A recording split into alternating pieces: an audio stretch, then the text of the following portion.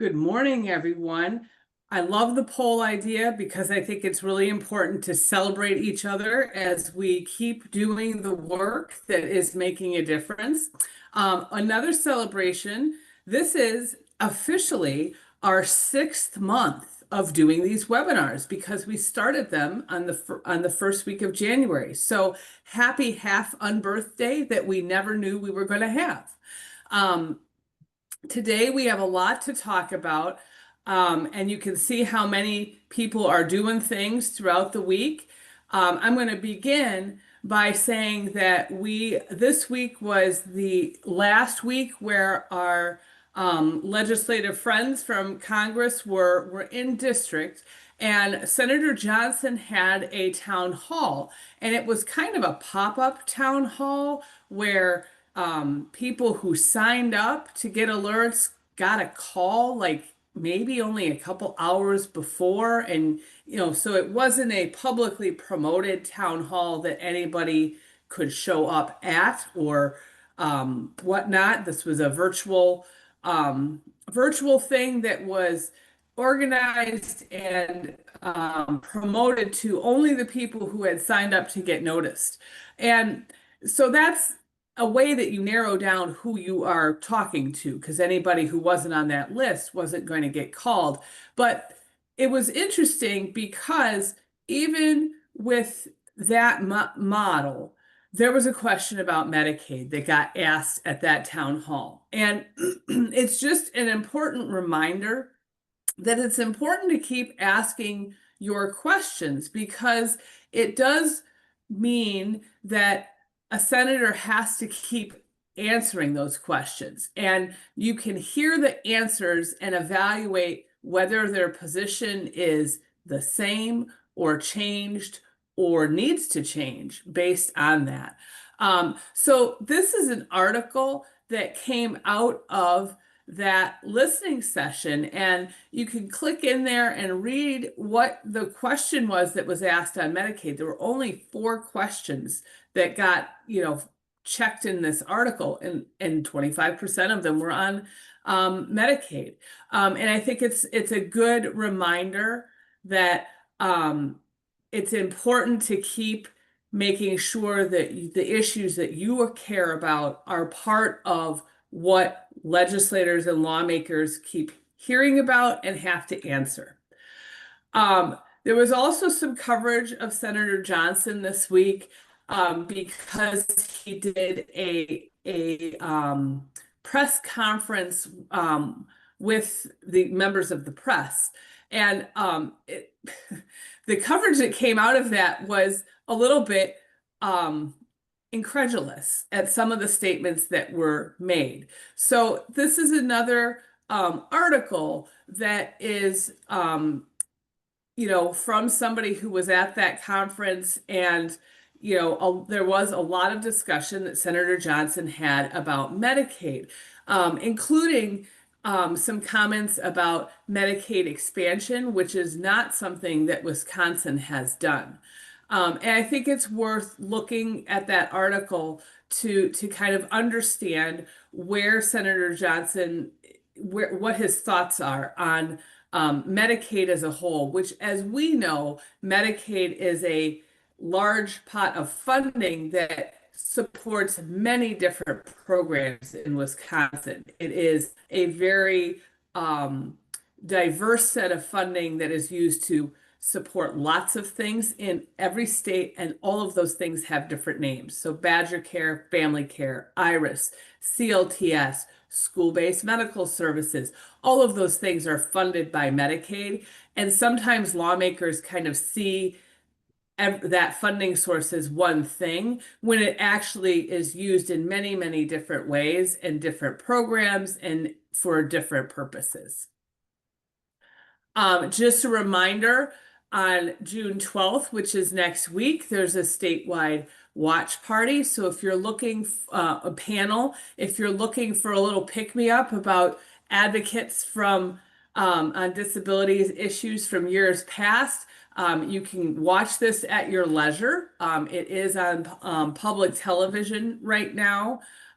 is so if you have a streaming service for PBS, you can watch it. It's about 50 some minutes long, and then join us for a panel discussion, or you can just join the panel because I have been a member of book clubs where I join the discussion and I'm kind of not current on the book. So I'll admit to that. And I think it's a good pick me up and a good way to kind of remind yourself that you're not in this alone. Um, we are also working on a specific event the week after next that is going to talk about the impact that changes to Medicaid can have for unpaid caregivers. So look for that flyer and for information about that event probably next week. All right, we have a lot to cover. We're going to take on Congress first and the reconciliation bill, and then also talk about the rescissions bill that was introduced this week and the what was in the president's 2026 budget proposal. We got a slightly deeper version of what that proposal looks like this week. So let's dive in. First, to ground ourselves. We've talked about this over the months before, but when we target Medicaid as a funding source, there really isn't a good way to only target who gets hurt by those changes to the whole system. Nobody is protected from the impact of Medicaid cuts because what happens is that when you remove federal dollars from the system, either states have to put in a lot more of their own money to keep things the same, or they're in the position of having to change what they do with Medicaid money, that change the programs, change the services, change what they pay providers, change who can and can't get into those programs. That's really your options. When there's less federal dollars, that does mean states will change what they do because the dollars are too big for states to simply say, well, we'll pay a little bit more money. These are big cuts. This isn't a little bit more money. And it's not the only cuts in the reconciliation bill that are going to require states to chip in more state funding to keep programs the same or make cuts everywhere else in their budget. The savings that are being talked about, when we're cutting Medicaid, they come from people losing their health care. Most of the provisions in this bill, the ones that are most impactful to individuals, the savings are coming because it's harder to get in or stay in Medicaid. And so if you are not in Medicaid, Medicaid doesn't pay for your care. Um, Maybe nobody does, right? So that's where the savings are coming from. Yes, less than dollars are being spent, but it's because somebody isn't getting care because they're not in Medicaid. And when somebody gets kicked off of Medicaid or can't get in, that doesn't mean that they don't have their care needs go away. It may mean they can't get care, or it may mean that they have to go to an emergency room and either go into medical bankruptcy or that person becomes someone who generates uncompensated care for the facility that's taking care of them. If there is no one to pay the bill, then what care that person receives is not paid for. And that has a big effect on healthcare and other providers. So that's just grounding for this discussion. Where are we in the reconciliation bill? I realize every time I put up this slide that it gets like harder and harder to read because there's so many things going on. So this week and next week are really important. Already, the Senate is kind of behind closed doors trying to figure out what changes they want to make to the bill that the House passed 2 weeks ago. And part of that decision-making process is a specific person called the Senate parliamentarian. The Senate operates under somewhat different rules than the House does. And so they have a rule called the Byrd Rule that um, really means everything in the bill has to kind of fall in the parameters of what is allowable under the Byrd Rule. And the parliamentarian is the person who looks at all of the provisions in the bill and decides whether they meet that rule or whether they can't be included in the bill. So it's a pretty important decision-making process. And sometimes there are things that are in the House bill that don't pass the Byrd Rule, and the Senate doesn't really want it there anyway, and it just is removed and disappears from the bill. And sometimes there are things the parliamentarian says, we can't do this in this way because it doesn't have a fiscal impact, because it's policy, etc. And there might be senators who say, well, how can we change the language so it could be included, right? So this is an important phase because obviously things that are ruled, no, you can't do this, and are taken out, and there's nobody in the Senate who's really working to figure out a way to keep it in, that stuff isn't going to be in the bill that goes back to the House. Um, Obviously, if there are things that the Senate wants to try and keep in, then they have a compressed timeline to figure out how to do that. And what we are hearing is there are already lots of conversations happening with the Senate, almost too many that you can't follow, every single argument. Um, and that they are planning to kind of have that conversation completed by the end of next week. At least the initial drafts of legislation with tweaks maybe not in it released by the end of next week, which would put them in a position that once the parliamentarian has done their work this week and next, and they have kind of a draft, a structure that you would continue negotiating and arguing, and you would be in a position to put the bill on the Senate floor the week of June 23rd, which is only a couple weeks from now. Um, Most watchers expect that we will not see full language of what the Senate wants to include in the bill before it gets to the Senate floor. And in fact, most people are expecting that perhaps the amendments that the Senate makes will actually be on the floor. You may remember a couple weeks ago where we had the committee markup hearing, and then there was an amendment at the hearing, and then a few days later there was another amendment in a different committee, and a couple days later there was even more amendments on the floor. And right now, 2 weeks later, we're still figuring out what is in the bill the House passed. That is somewhat similar to what's going to happen here, except there isn't going to be a committee process, probably. Let me talk about that. So already discussions are happening behind closed doors. The Senate has made a decision that it's going to tweak the bill that the House already passed, which saves a lot of time in the sense that they're not creating their own piece of legislation. So they're making edits to the House bill more than creating their own from the ground up. And unlike the House, the Senate is not going to be conducting those markup sessions. On the previous slide, you saw that there are a number of committees that are doing some work.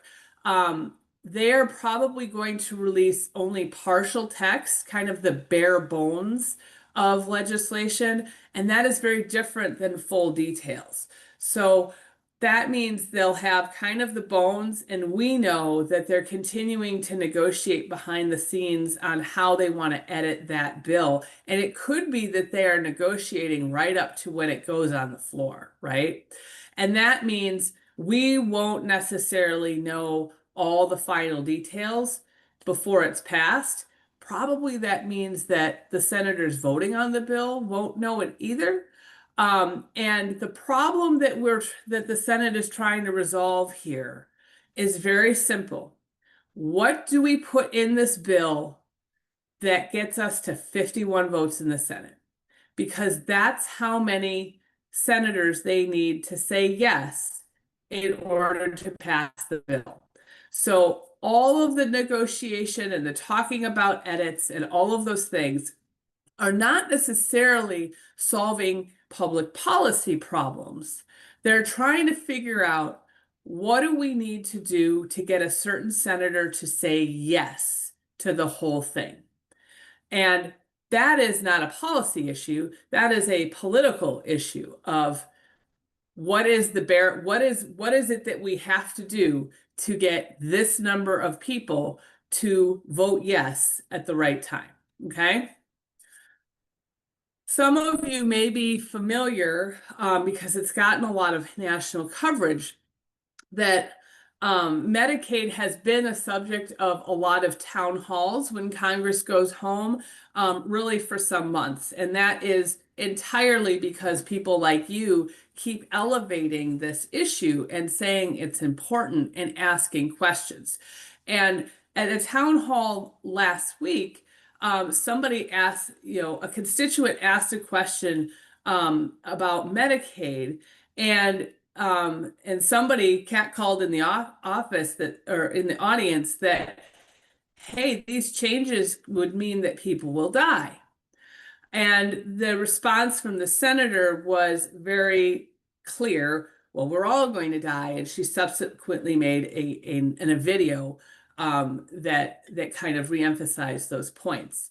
Um, this isn't really a statement about, you know, who said what.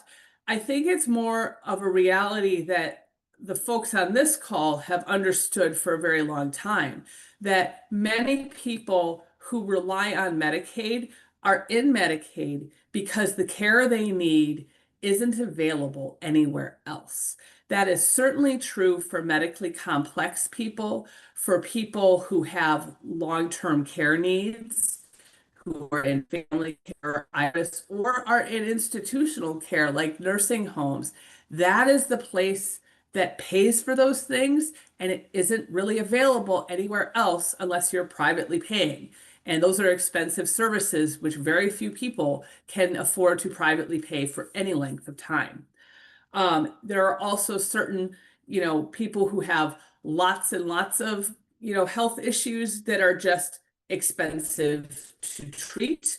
Um, Many of those folks are in Medicaid. Many of those people are older adults or people with disabilities or children with complex medical needs or chronic conditions, people with mental health issues. Again, Medicaid is the payer, the primary payer for mental health care.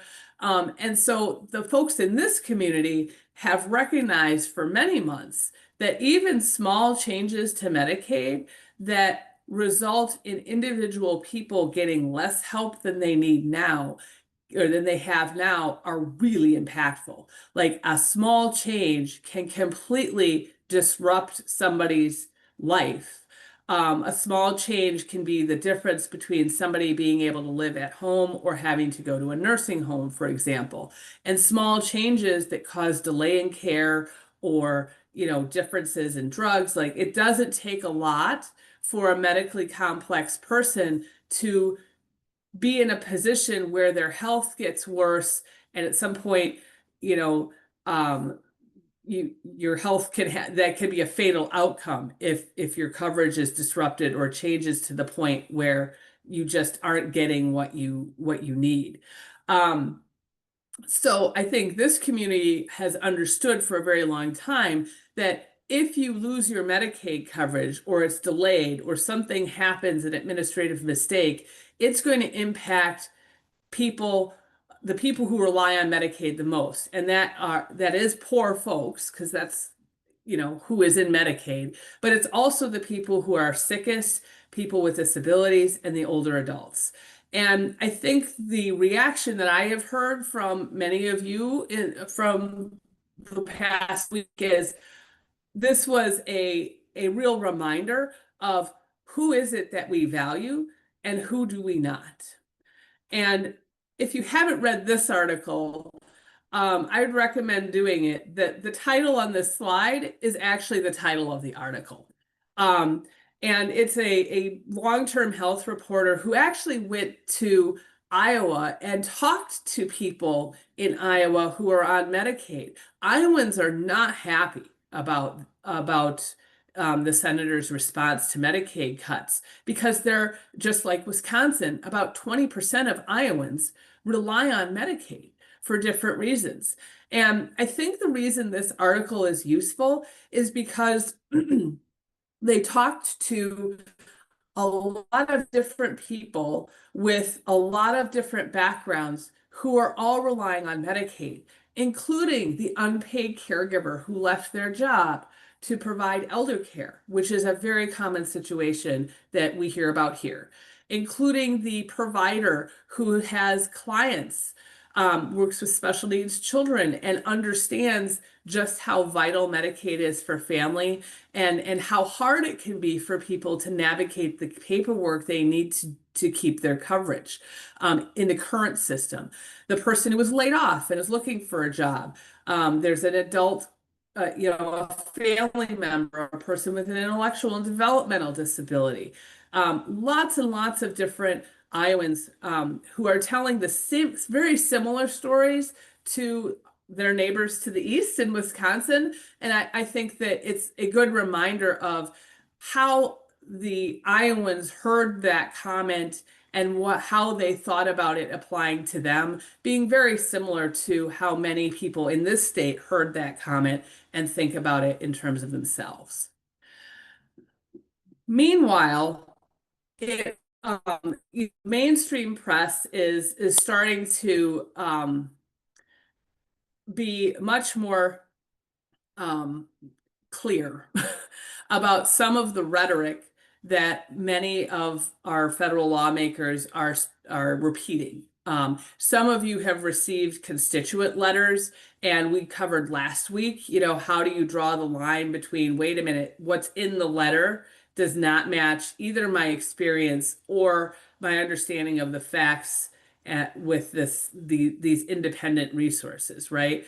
There are some statements that are their best misleading or are at their worst untrue and can be documented to be untrue.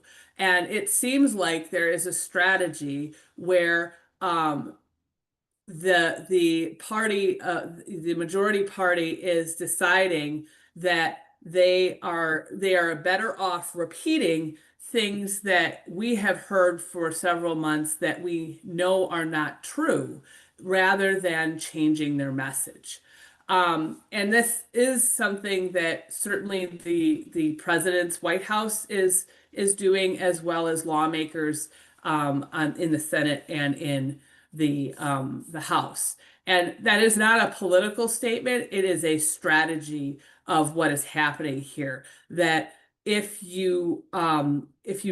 they know that people do not like the idea of Medicaid cuts, and so what is happening is that they're changing their message so that people maybe don't believe that what they're doing is in fact a cut.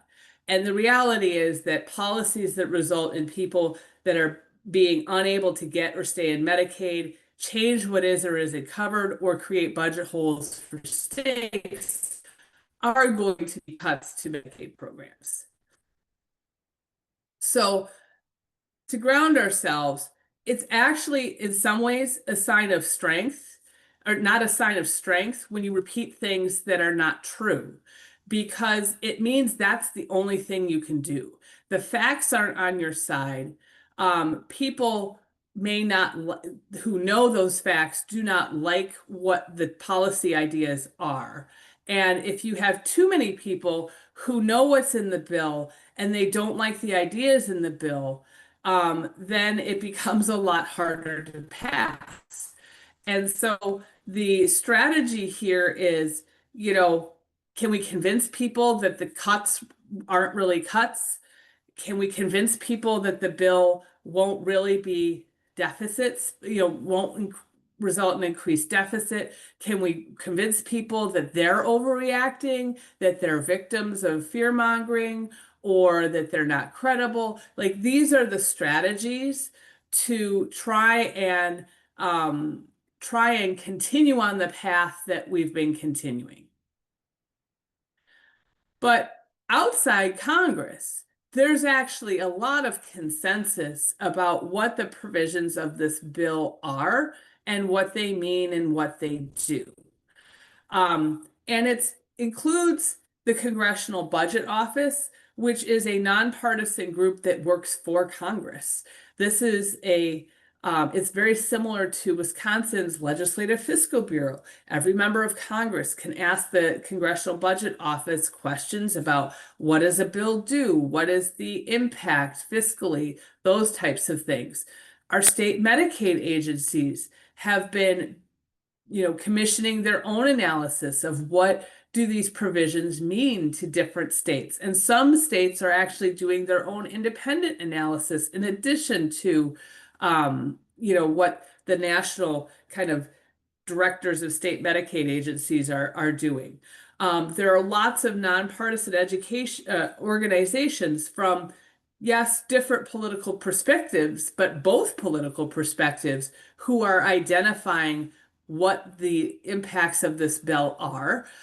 Independent analyses like the Robert Wood Johnson Foundation and the Kaiser Health Foundation that specialize in healthcare. Lots of independent journalists and mainstream media journalists, and they're all reaching the same conclusion. This bill means raises the deficit, means big budget holes for state, and it means a lot of people losing Medicaid coverage. And not on this graph, but perhaps most importantly, is people like you who rely on Medicaid to get their health and long-term care. They see, based on their lived experience, what the impacts of this bill could be to them.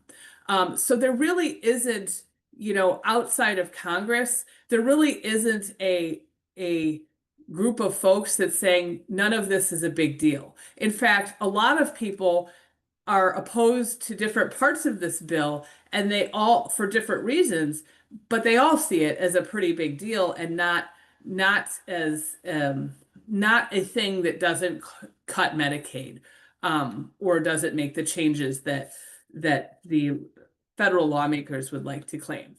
So big picture, yes, the bill increases the deficit a lot.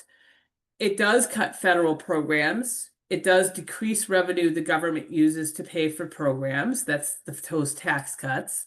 Yes, it does make make it harder for people to get in Medicaid and SNAP. Does it cut specific benefits? No, and yes, because if you lose your coverage, you don't have your benefits. And that's what this bill does, is make it far more likely that many more people will lose their coverage. It also does, and some states are more impacted than others, create big budget holes for states. And that also means that some people will lose some of the things that they have now as states have to make very different choices, either covering fewer people, changing what benefits they offer, or paying providers less.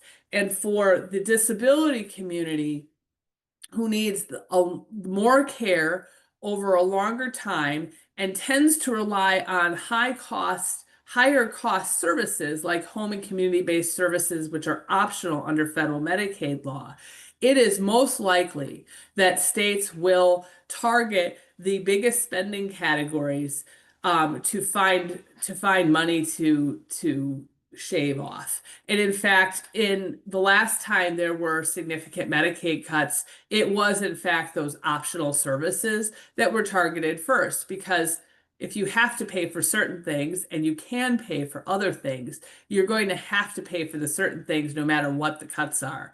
And that means the only place you have to look for savings is the things that are optional, right? So do they cut benefits?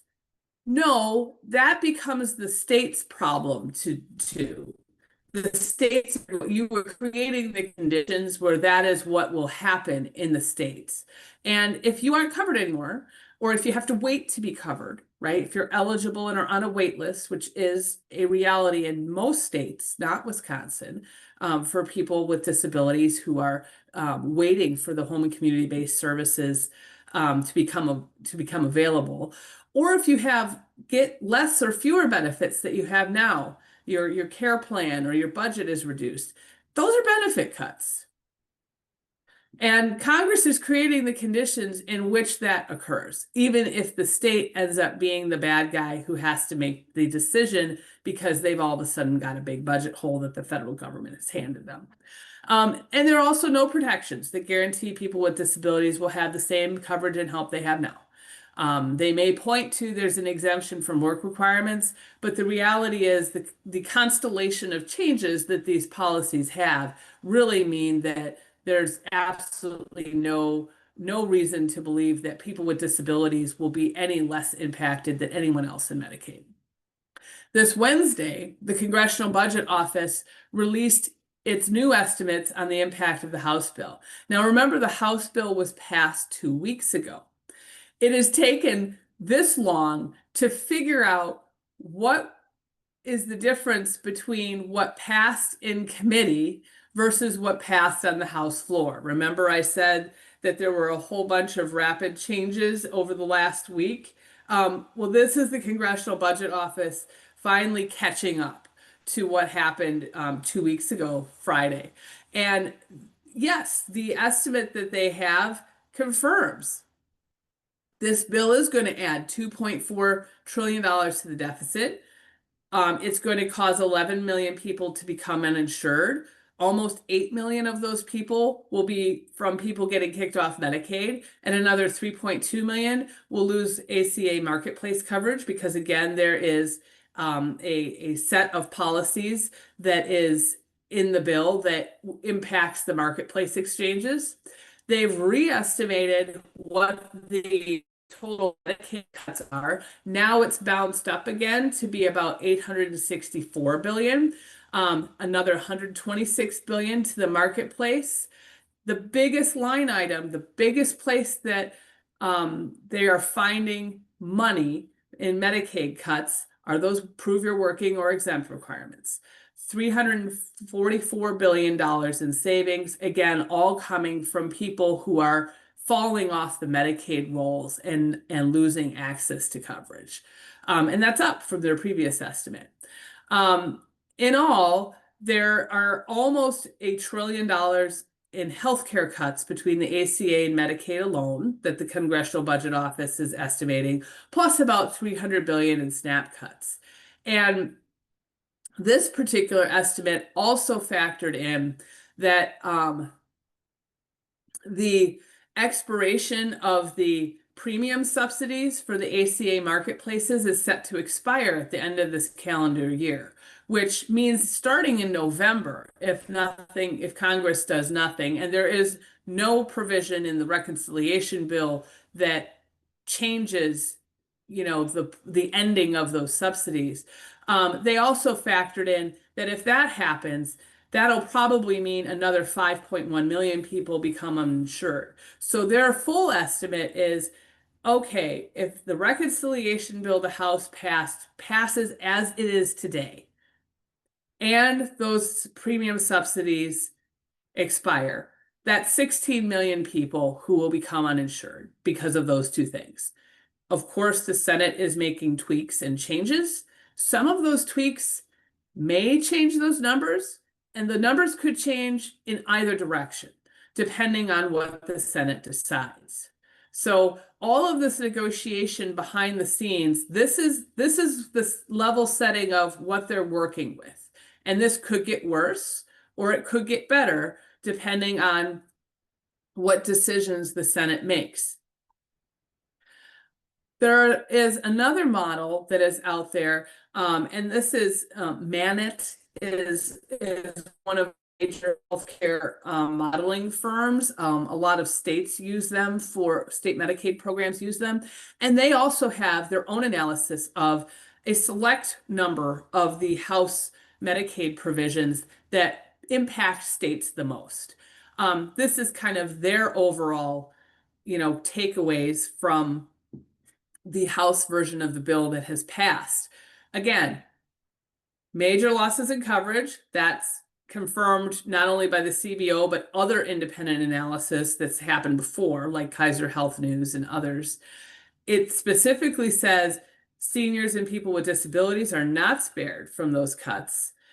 States that have not expanded Medicaid, like Wisconsin, still face significant cuts, and that their estimate is the total cuts in Medicaid expenditures will be about $1.3 trillion. So that's a different model, a different modeling firm using, state data that is available to assess and estimate impact. It's kind of similar to the same conclusion. And if you want to look through the state by state tables, you can see what they estimated for each state. So what does it mean for Wisconsin? About 71, they have a low and a medium and a high range impact. To cover what could happen. It means about 71 to 111,000 people would lose Medicaid coverage. And they're estimating that almost 4,000 people with disabilities and 2,500 people, older adults, would be among those who lose that coverage. And they also estimate that between 501 million and 663 million fewer federal dollars would be coming into Wisconsin for Medicaid per year. That's a big hole in the budget. And the SNAP cuts are in addition to that. So you can see that create in a $50 billion budget, which is what Wisconsin's budget is, you start having, $1 billion a year, a shortfall potentially, right, between Medicaid and SNAP. That is going to provoke some significant conversations about what to do. We're also still kind of learning some of the impacts of this bill. Now, everybody's kind of been sitting here staring at the legislative language. And I said this would happen, that we would, kind of have the state look at stuff and figure out what applies to them and how. Here's one example. One provision of the reconciliation bill is to require states to check Medicaid eligibility more frequently, at least twice a year instead of once per year. And originally we thought that only applied to states that expanded Medicaid to people 100% to 138% of the federal poverty level. And Wisconsin wasn't an expansion state. So we thought, well, maybe that particular thing wouldn't apply to us. Well, we were wrong. The language in the bill specifically says, expansion people under a state plan or waiver of state plan, which does mean that people who are in Badger Care, who are childless adults that are working age, those more frequent eligibility checks apply to you. So an impact that Wisconsin didn't initially think would apply to them, but it does. And that could mean people with disabilities. There are lots of people in Badger Care who have mental health issues or in the process of getting a disability determinants, which can take a couple years. People who've gotten injured, for example, or have chronic health conditions or actively sick, and some unpaid caregivers who are caring for people who are not their children, right? That is often a situation where maybe you have a caregiver who doesn't have children of their own, but they're caring for a family member, like an older adult. Those are all people who might be subject to more frequent eligibility checks, and the state would have to figure out how to administer that for that group of people. I was on a call yesterday afternoon where some of the provisions related to penalizing states who provide care to undocumented persons. Wisconsin does not provide we don't put state money to cover undocumented people. Some states do that, we do not. But there is some question about, well, if a person goes to the emergency room for care and it turns out that they are not of the right legal status, does that mean the state is subject to the penalty that would significantly reduce the amount of state match federal dollars coming into Medicaid? That's another outstanding question that some people seem to think the answer is yes, and that would impact Wisconsin. So I think, buried within the details of the bill, there's still a lot of room to find more things that will impact our state and our healthcare system. Um, Even if you're not on Medicaid, everybody who uses or provides healthcare is going to pay for these cuts. Whether or not, when people can't afford to stay on their marketplace plans or choose to go uninsured, all of those people, up to 16 million of them who are estimated to become uninsured, that is a big deal. As it's written, the bill creates enough of a deficit where it would provoke about $500 billion in Medicare cuts if nothing changes. And we're hearing rumblings as of yesterday afternoon that perhaps one of the tweaks that the Senate is considering is now cuts to Medicare. How we fund healthcare in this country is a combination of payer sources: Medicare, Medicaid, ACA marketplace plans, employer-sponsored health insurance. Those are, and I guess private pay, but very few people can afford to private pay.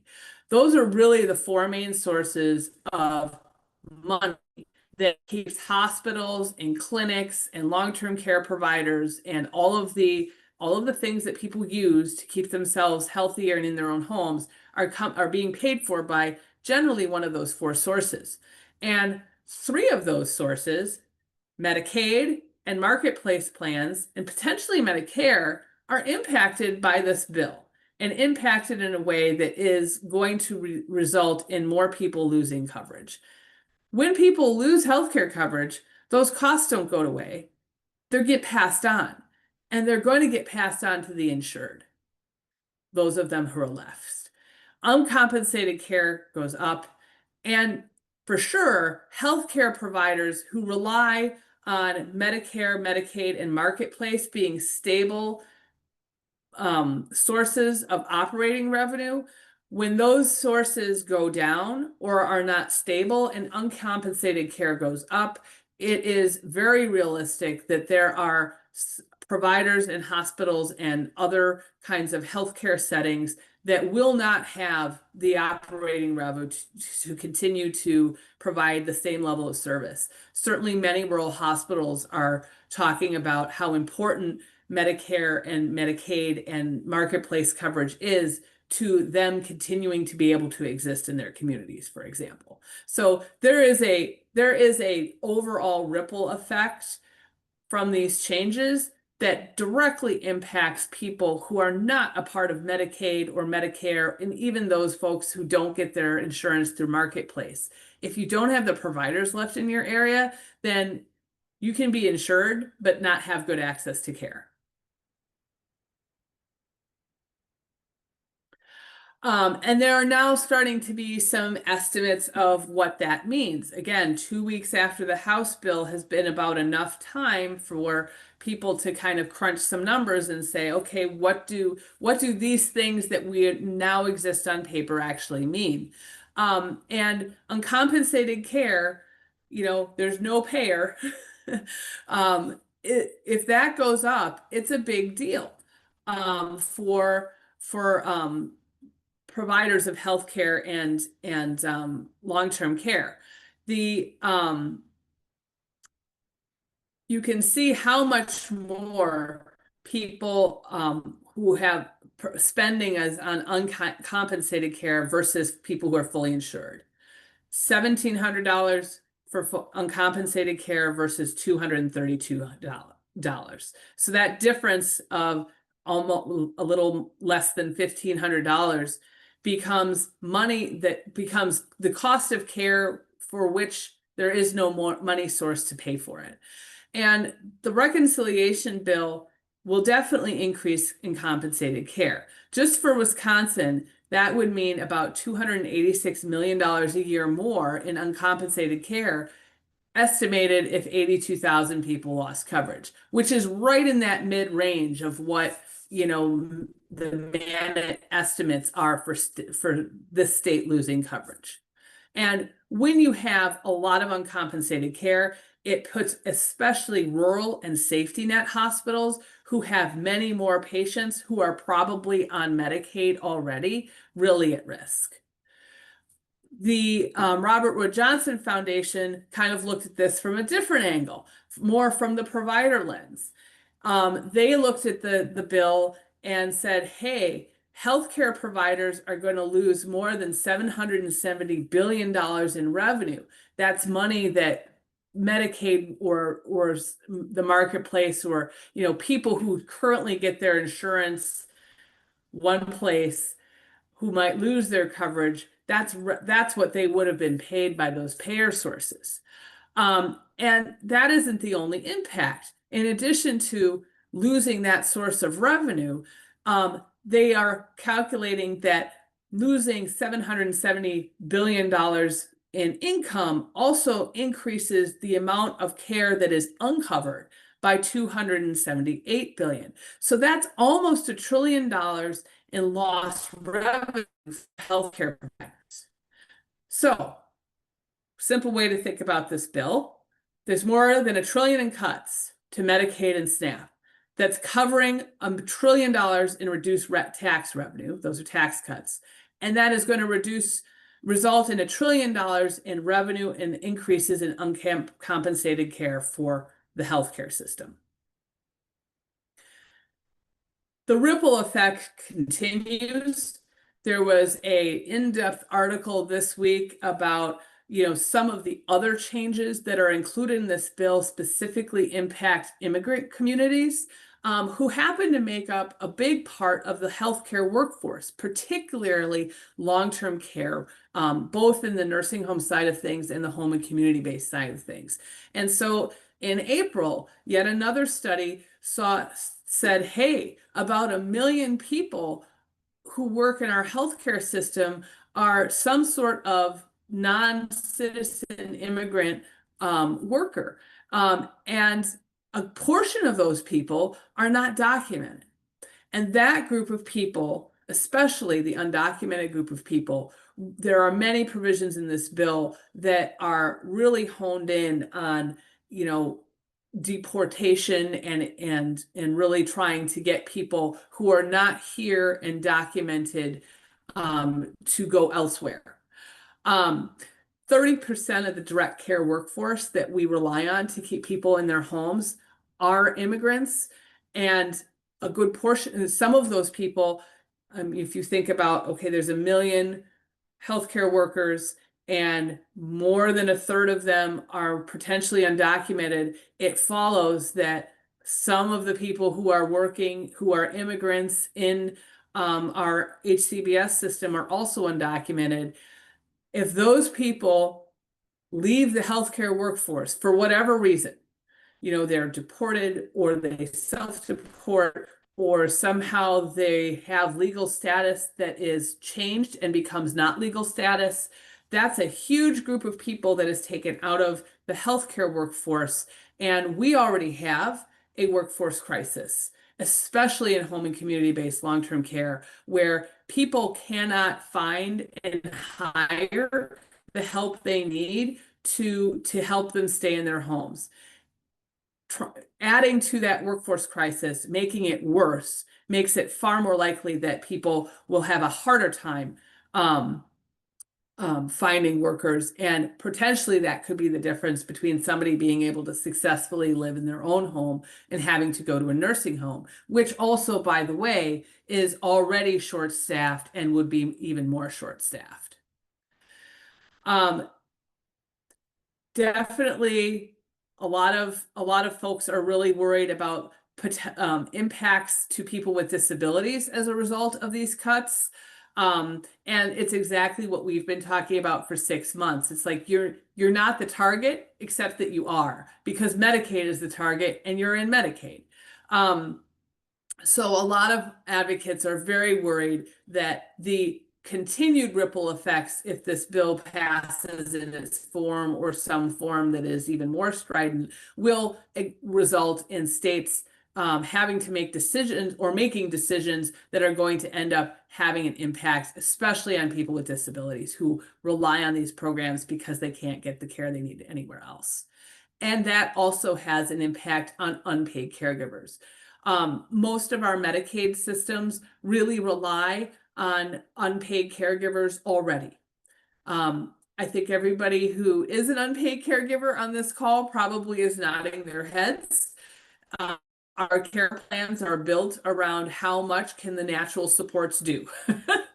And certainly as you know, Medicaid cuts happen at the federal level and changes likely trickle down and are happen in the states, that it will increase the pressure on unpaid caregivers to pick up even more duties and care that is currently covered right now that might not be in the future.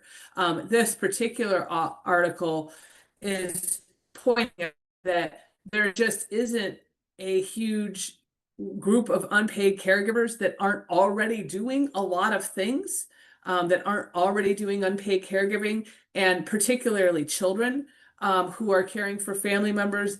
It is likely that as there is less paid care available, whomever is available in unpaid care is going to get tapped, and that it will not necessarily be enough care, but it may have a much bigger generational impact on those folks who are available to provide care, including kids. Also, a lot of things happening this week about people who are working in Medicaid who are looking at the work requirements and saying, I'm working, like I should be able to meet these requirements now, but I'm worried because I don't know what the administrative paperwork is going to do, or if the situation I have now is going to change. And if it changes, it might mean that I lose my coverage. I think that's a reasonable uncertainty to have. Some of us have been in full-time jobs and just keep keep working in those full-time jobs forever. But a lot of times there are changes in employment, especially for people who work multiple part-time jobs or work shift jobs or hourly jobs or gig employment. Now those little shifts can really be a challenge. Especially when you've got to document all of the things that you're doing in order to keep coverage. And again, another little nugget in this bill, apparently there's a look back provision where you have to have documented the last, I think, 3 years or something. So it really does become a paperwork exercise. So even people who are meeting the requirements now are worried about whether they will be able to, keep their coverage in a new system.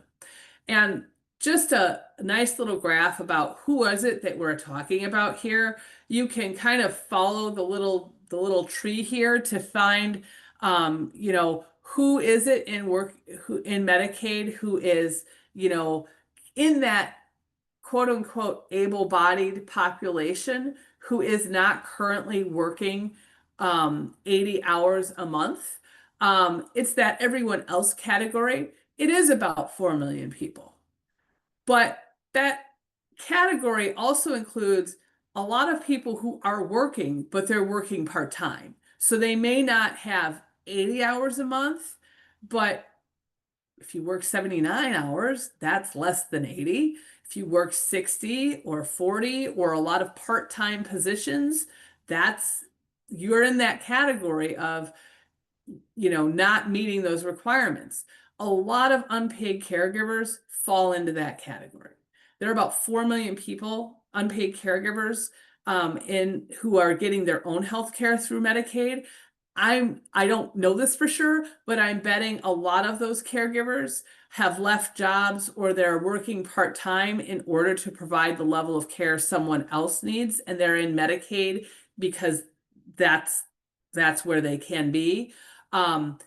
It also, that group of everyone else can also include people who are ill or have chronic conditions, people who should be able to get a disability determinants. So even within that 4 million people, there are probably folks who either are working some or have very good reasons for not working who are in that group of people that members of Congress are saying, are essentially should be doing more or proving their worth, as CMS Director Oz said in an article yesterday. It's just not a big group of people in the overall scheme of Medicaid. And applying a policy that requires everybody to document whether or not they're working enough or exempt to 73 million people to get at 4 million people, some of whom are probably having a hard time or who are partially working. You're not going to find 880 or $863 billion of savings by getting those people to work more. That's not how that's going to work. And there's an article where you can go through all of the analysis that went into creating that graph. The bottom line is increasing the work hours for that relatively small group of people is not going to impact Medicaid spending. People losing coverage because they can't prove they're working enough or that they're exempt, that's what's going to reduce Medicaid spend or reduce spending, because you can't get Medicaid benefits if you are no longer in Medicaid. So overall, a lot of parts of this bill are impacting the entire healthcare system. And even though we've been talking about Medicaid primarily, there are lots of things here that now that analysts are kind of looking at the full bill are saying, hey, wait a minute, we're going to lose, people are going to lose Medicaid coverage. They're going to lose potentially Medicare coverage. Folks that are in Medicaid and Medicare, if you lose your Medicaid coverage, that impacts Medicare as well. They're going to lose coverage from ACA marketplace changes. And all of those things ultimately are going to put healthcare and long-term care providers at risk for more uncompensated care, fewer payer sources, and for the insured, higher premiums for private insurance plans. There's also an article this week that ties the cuts to SNAP to being very much related to the state budget issues that may result in disproportionate cuts to home and community-based services. You can read this article. It's done by real healthcare nerds, but we heard last week that the Wisconsin estimated the current provisions in the bill related to the food assistance program would cause $314 million of increased costs that are totally unbudgeted for Wisconsin each year. And that's a big budget hole in itself. When you think about our biennial budget, $628 million over that 2-year space, that's a big hole to fill. That would take some work to do that. So just that piece tells you that the state might have to figure out something different.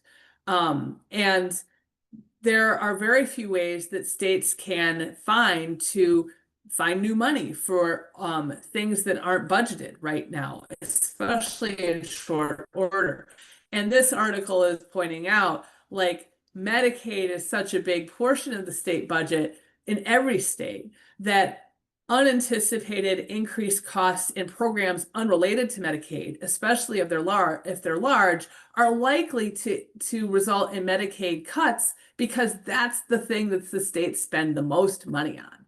So we're talking about Medicaid cuts in and of themselves. There are also other things out in this bill that increase costs to states that they don't have a budget for, and that increases the likelihood and the pressure to go for the biggest spending category for most states, which is Medicaid. We're going to switch gears now. Now we've covered Congress. Now we're going to go to what the administration is doing. I talked a little bit about a rescissions bill last week. It has been introduced, and there is a deadline of, I believe, July 19th by which Congress has to act on this particular bill. This bill is really focused on only a few things, and you can see what they are. It's foreign aid and public broadcasting, and some additional things that the State Department is doing.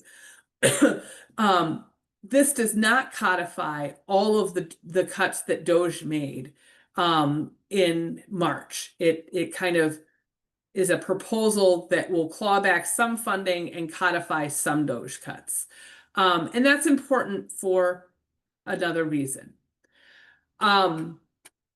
There were many, many cuts that were made in February and March of this year.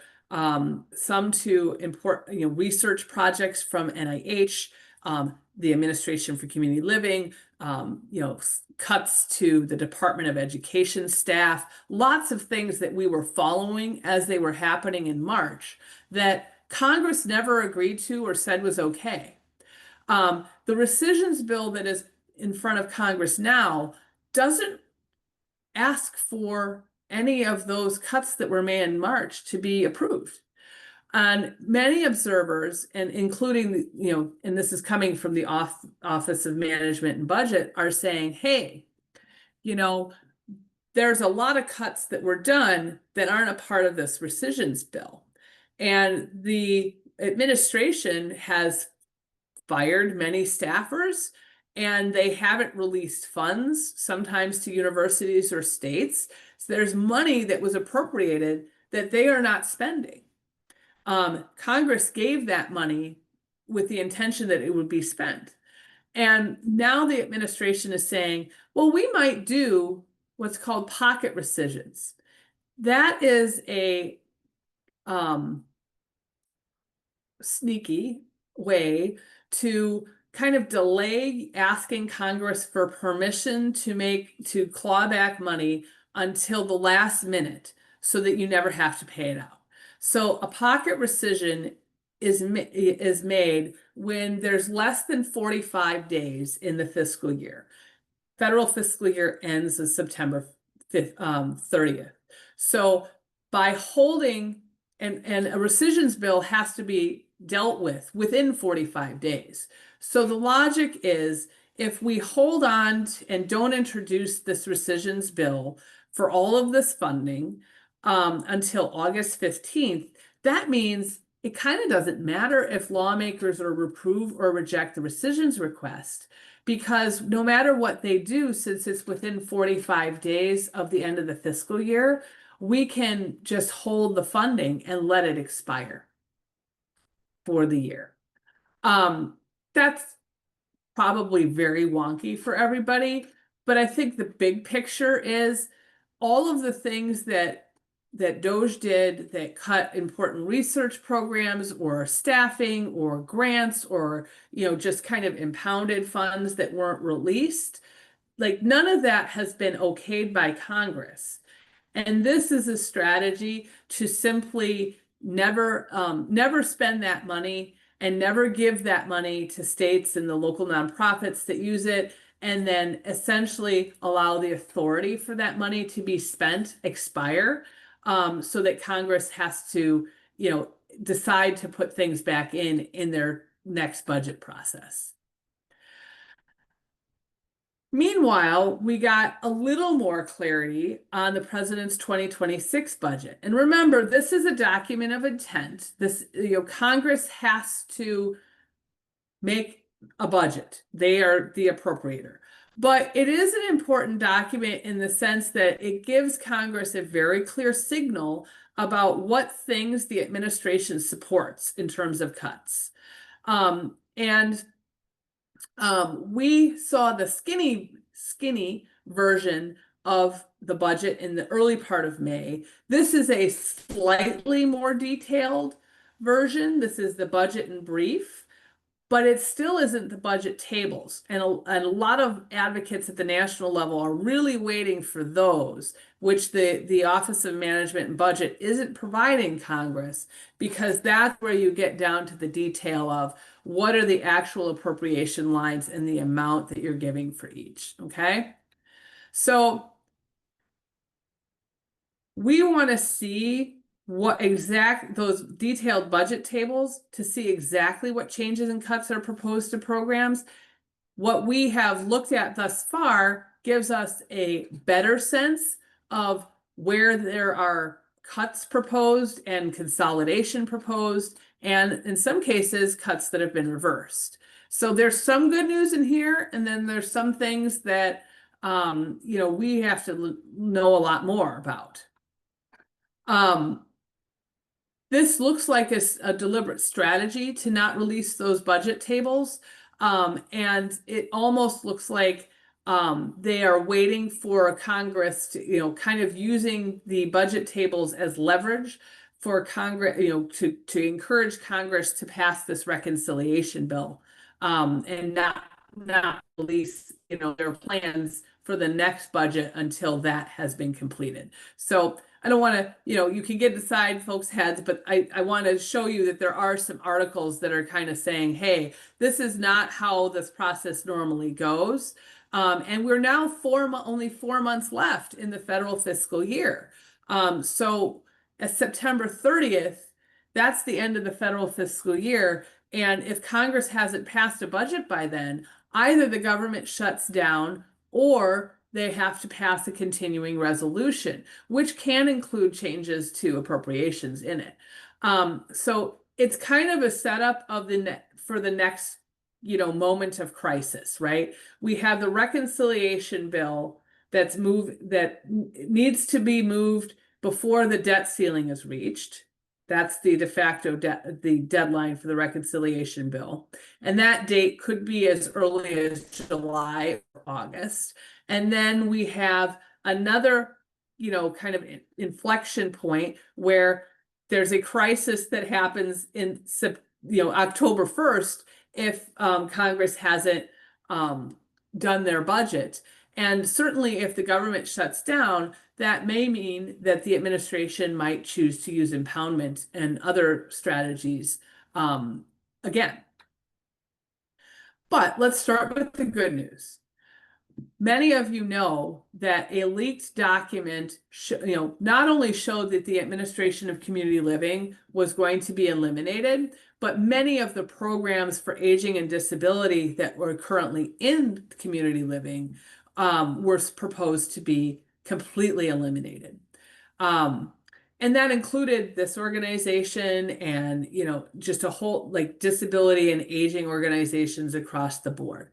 Many of you across the country said, wait a minute, you're doing what? And contacted members of Congress.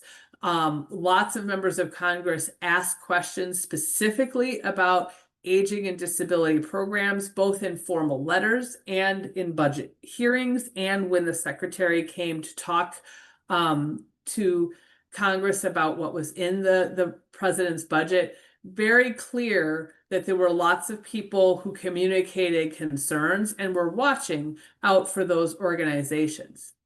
And in the president's 2026 budget, all of a sudden, those plans have changed again. The budget in brief document for the Department of Health and Human Services says in its language, these things are going to be funded. And these were all things where either they were proposed to be completely eliminated or they were, going to be moved somewhere else and the amount of their appropriation was uncertain. So that's some victory that you can take credit for, that, advocacy did work to preserve the voices that are being advocates for people with disabilities and older adults. ACL still is going to be dismantled, but all of these programs that survive in the current president's budget are moving as one. which again was another ask that many people communicated to Congress. Now, this isn't universal good news. There are some specific programs that are itemized in the budget and brief that they say we're not going to fund.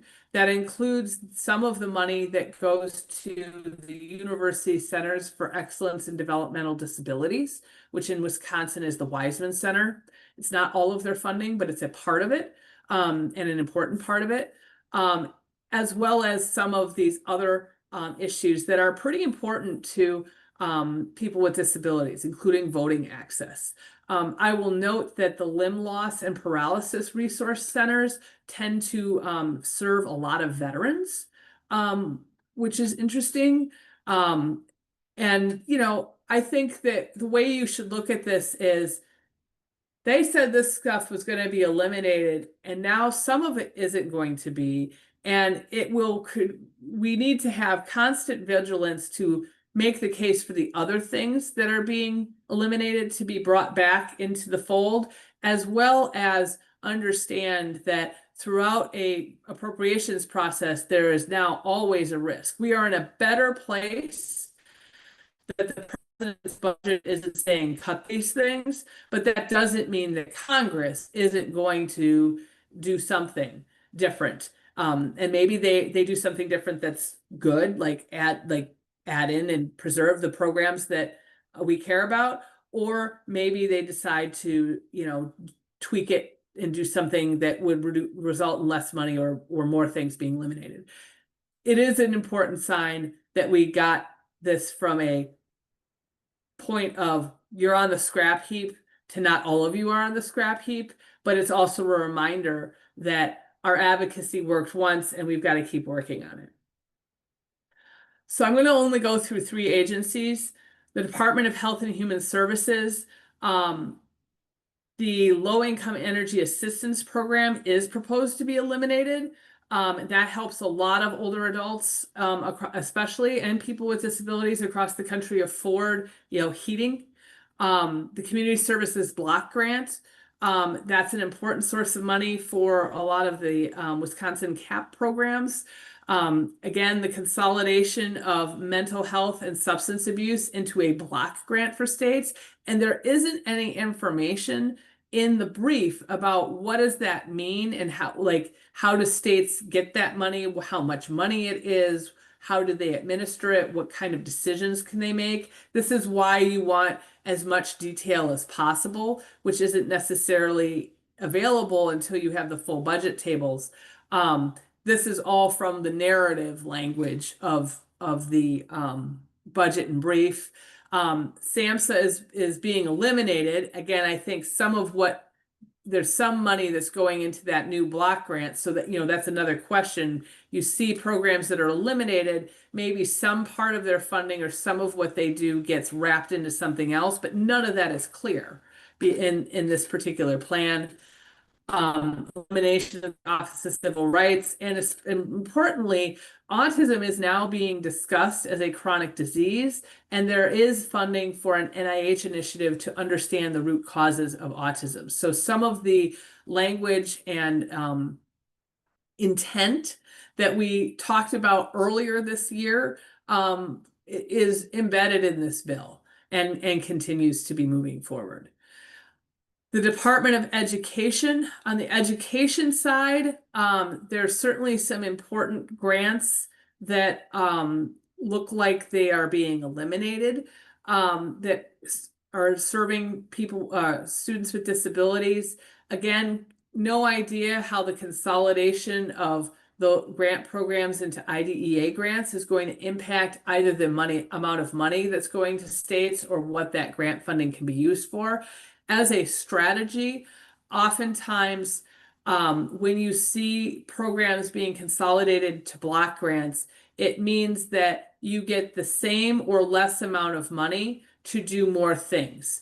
And it often means that states may choose to emphasize or de-emphasize certain kinds of spending, and/or you have a smaller pot of money that's being asked to do more things. So in general, that is a strategy when you see those kinds of mechanisms. And again, the Office of Civil Rights, we saw their staffing dramatically cut in March. There's an additional 35% cut. We're down to 271 positions that are supposed to be serving students with disabilities who have problems with their school districts, honoring their rights under IDEA. Also, some important changes to DVR in this section of the budget. It eliminates the client assistance program. Client assistance program is actually a requirement for states to be able to get their state grant. So again, this is a strategy of we're eliminating the appropriation line. States have to do something, but they aren't going to get specific money to do it. So part of their state grant program is going to have to pay for the cap, and they can choose to pay a little or pay more. My estimation is when you start using the same pot of state grant money to pay for more things, you're reducing the direct service money, and you're also probably steering states to doing less than they do now for their cap programs. A second change looks like it's going to ramp down the amount of funding states receive overall for their VR state grants over time. So again, complicated policy pieces, but they're looking at them together. This is a way that states are going to end up having less money to spend on those services. And lastly, I did not look through the Department of Transportation or some other departments in the budget. I just didn't have time. But we saw in the skinny budget that there were some things proposed that would impact public housing assistance, which many older adults and people with disabilities use. And that is in fact true. So this more detailed version of the budget shows a 44% cut to HUD's programs. And again, you'll see all of those programs in the middle square are being lumped together into one block grant that goes to states. And again, it is totally unclear whether the state will get the same amount of money, for all of those programs as it is now, or if all of those programs are going into a reduced pot of money. And I think there's some other changes that are probably, intended in there that will impact how long people can have housing vouchers, and just in general, how many vouchers are available. So this is something to really watch as the process continues, to see what is it that you're actually proposing and what are the requirements that states have. All right, action steps. So there are still 45% of people who do not know or believe that there are cuts to Medicaid specifically in this bill. That's a lot of opportunity to increase people's participation in your world and in your life, as negotiations in the Senate are ongoing behind closed doors. What has stayed true is the more people know about what's in the bill, the less they seem to like the bill. So I think it is important for people to understand, maybe from the experts in their lives, which are what this thing might actually do. And it may influence their opinion on it. This is not guaranteed to happen in the form that the House wants. This isn't necessarily guaranteed to happen at all. You only need 4 votes in the Senate to totally kill this bill. And 4 senators banding together is enough leverage to make this bill significantly different, right? So more change, like the more different the House bill and the Senate bill are, the more it becomes difficult for the House to agree to a changed plan. And they have to agree on exactly the same language to get something passed. Even if this passes the Senate, you only need 3 no votes in the House to kill the bill, or 3 people who have more leverage to make additional changes. So I don't want you to think that this is a foregone conclusion at all, because it isn't. It is also true that the way that senators change the bill might be helpful to what advocates are saying or not. So it is also not a foregone conclusion that any changes the senators make are going to be helpful or decrease the impact on ordinary people. This is a really important time for advocacy to try and influence as much as possible what changes are made and where, what senators are going to need in order to vote against or vote for the entire bill. This is the problem they're trying to solve. What can get 51 votes in the Senate? And whatever can get 51 votes in the Senate, then the next problem becomes what can get 218 votes in the House. That is what is being talked about. This is less about policy and more about how do we get this many people to say yes to it.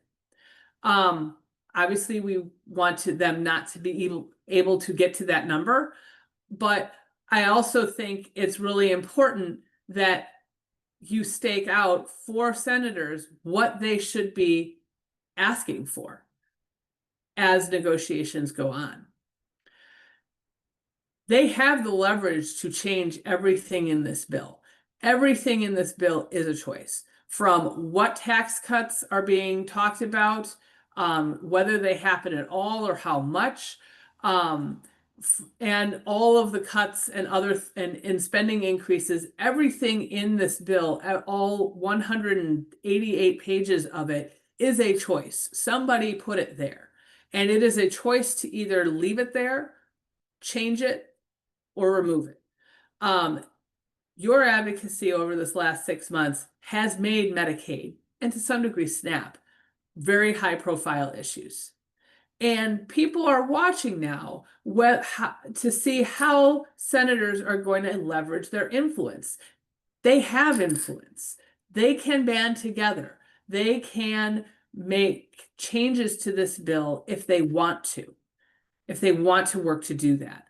And you can tell them what items on your list you think should be removed, and what items that you are watching.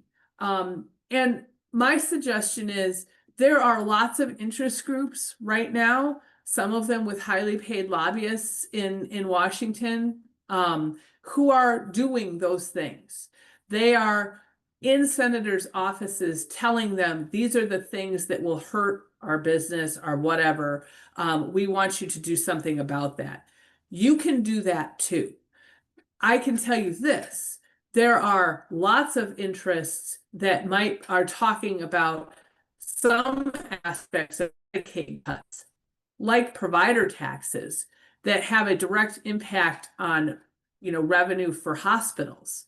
There are very few people other than you that are talking about the Medicaid provisions that impact ordinary people the most, specifically prove you're working and exempt requirements and additional reviewing eligibility checks. So on some provisions in Medicaid, you really are the only people who are going to advocate for those things. And if you're successful, some of those groups that are only talking about the things that they feel are going to most impact their bottom line are going to benefit, because the more people who don't lose their Medicaid coverage, the better off they also are. They're making a choice too about which issues they think are most impactful to them. So you should make choices about which issues are going to be most impactful to you in terms of your time, in terms of paperwork, in terms of, impact to ordinary people's lives, because you're the voice for those things. So if you're looking for a list, here's kind of a stripped down list of things that we think probably impact ordinary people and states the most on both Medicaid and SNAP. And you could send a note to both of our senators and frankly your congressional representative as well and say these are the things. These are the things that are not okay and need to come out of the bill. Remember, don't forget about the House. Even though this bill is in the Senate, remember, everything that is in this bill is a choice. And the Republican House members all vote in this state, all voted yes to pass the bill as it is that the House is now considering. That means they said yes to all parts of this bill.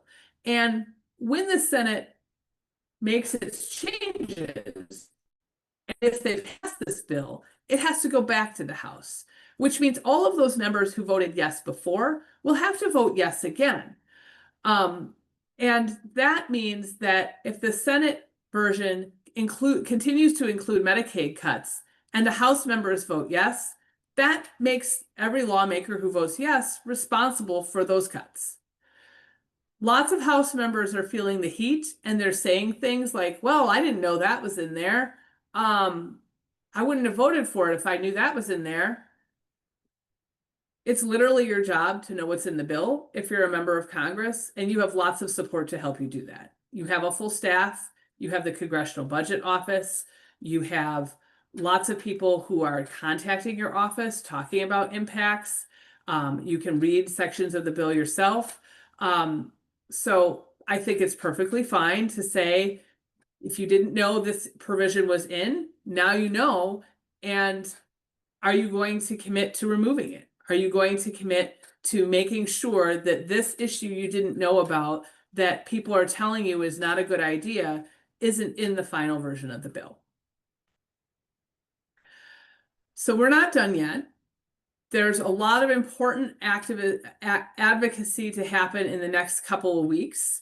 And I think that it's time to be as assertive as you've always been. You know, maybe they aren't asking your opinion, but we need to take the time to tell them anyway, because this bill has been kind of developed and doesn't reflect a lot of the lived experience that people we know have. And this is an opportunity for it to be changed now that we're learning more and more and more about the impacts of this bill, so it doesn't have those negative impacts that many, this Congressional Budget Office and state modeling agencies and independent analysts, as well as journalists and others, are looking at the language and saying will happen. So next week, be prepared that there will be lots and lots of back and forth negotiation, but also be on your game to, actively telling folks in Congress what you expect them to do. What do you want them to change about this bill? Because hearing from lots of people does mean that that issue becomes more important. And we have done so much over the last 6 months to really, really show folks that these changes are impactful and that they aren't necessarily supported. That's all of that work from the last 6 months is why Medicaid is a major sticking point for senators now. And now is the time to really push and take advantage of that and push them to do the things that are going to make sure that there will be at least impact for people like you and the people you care about. I'm going to stop sharing.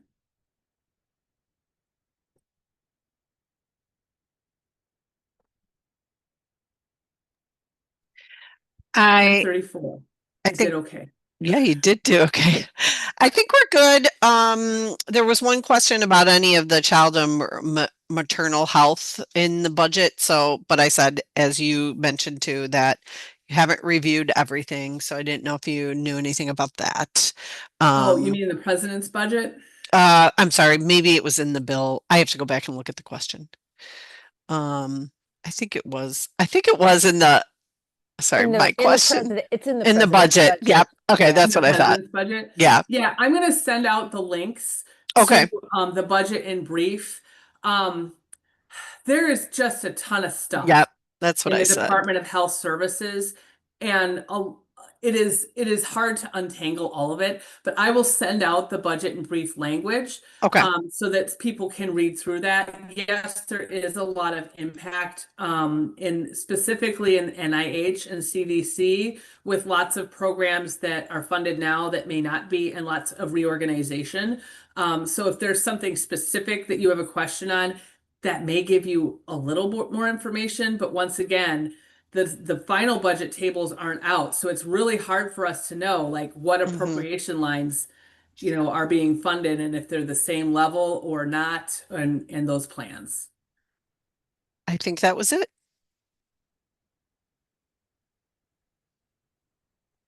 Oh, the Senate parliamentarian. I'm just going to look through real Oh, quick. yes. They wanted to know if they could go against the parliamentarian. I That can't say that word. parliamentarian. They can choose to ignore the parliamentarian. Hmm. That has never happened. And this week, there was some worry this week that maybe the Senate was going to potentially do that.